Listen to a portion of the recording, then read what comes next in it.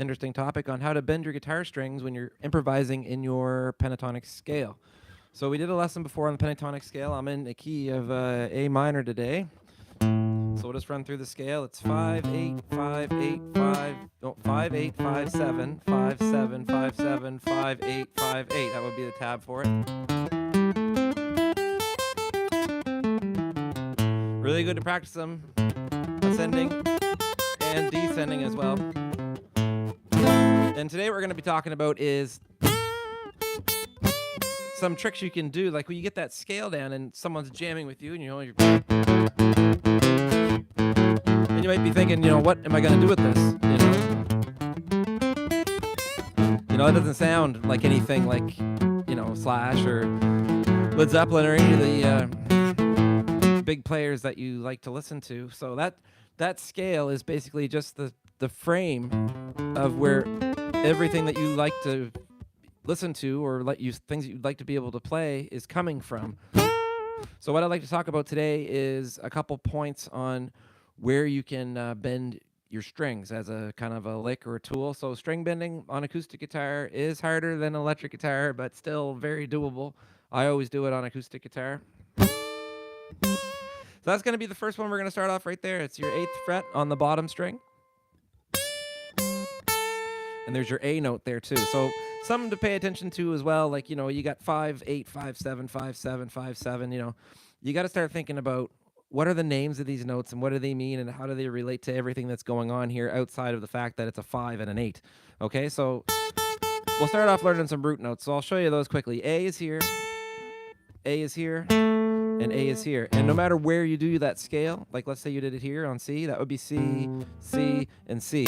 All relatively all in the same places. But anyway, back to A minor. So the first place that you can bend a string is the 8th fret on the bottom string. So that's a C note. Okay, maybe resolve it back to your A. So when you're bending your string, I like to put down 3 fingers, okay, to bend that string up. It's easier with all 3 fingers to bend it up than just a lot of people when they start bending that like to try to do the 1 finger thing. Okay, use all 3. And the other thing that you can do too is turn your tuner on, because when you're bending strings, you're taking that note and you're trying to make it sound like that note 2 frets higher, or you're taking it and trying to make it sound a half higher up to 1 fret. So you could get, and you could watch your tuner and make sure that comes in tune to a C sharp. Or you could do it by ear, hit the D, practice bending up to the D. And you can also use little reference points on yours. The guitar is cool. It's got all kinds of good reference points for things. You could look at the dot on your guitar.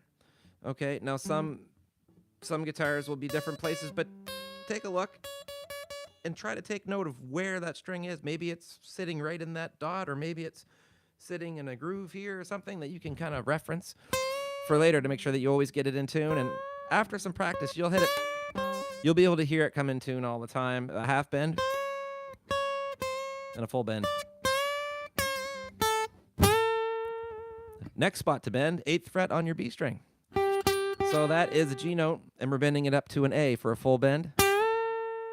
Okay? Or maybe you're going to bend it up to an A flat for a half bend.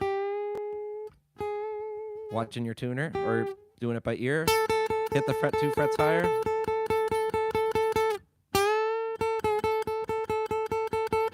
See, I can kind of note that my string is just about halfway above that, in the middle of that circle.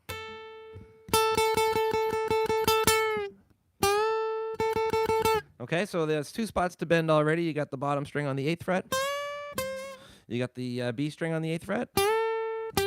And then you got the 7th fret on your G string. You can resolve each one of them back to the 5th fret. So you can practice doing this at first.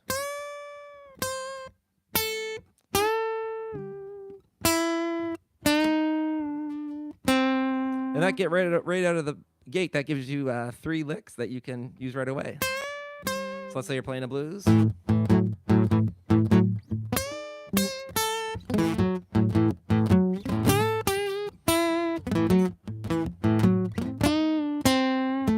There's a good lick for you.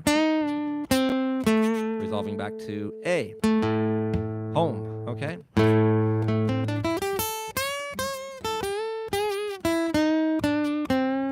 You can practice running down your scale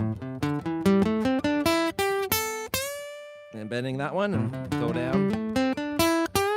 And that one. You'd bend that one up your first finger if you want to do a little extra bonus thing. I didn't want to talk about that, but since I did it, because I have to now. What's happening there, I'm bending up that 7, okay? And I was going back to there. That's a very minor riff, but if you want to get the majors, let's say you're playing the song that's more major sounding, you want to get the 3rd of your chord in there. Although not in the minor pentatonic scale, it's in the A major chord right there, your 3rd. So you could bend that one up to it, and you get, okay? Hopefully that helps. I want to talk about one more quick thing, and that is the a pentatonic extension scale down here on the 9th fret.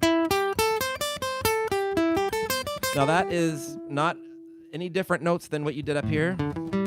It is a repeat of these ones. And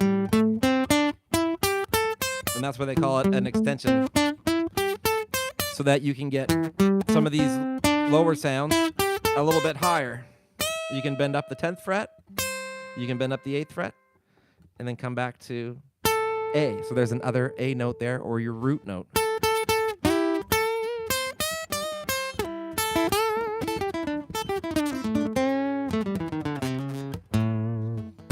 Okay, hopefully that helps you out, guys, with improvising in your pentatonic scale. When you're starting to jam and get some scales and some licks going, that'll give you a few simple little licks to try and to play with and have some fun bending your strings. I'm Brian Baker here in Rothesay, New Brunswick, Canada. And let me know in the comments where you're tuning in from. And if you have any questions or anything you'd like us to talk about on the channel, please let me know. And I'd be happy to say hello and answer them for you. Okay? Thanks for watching, everybody. If you're watching this video as a short, be sure to come back over and watch the whole thing.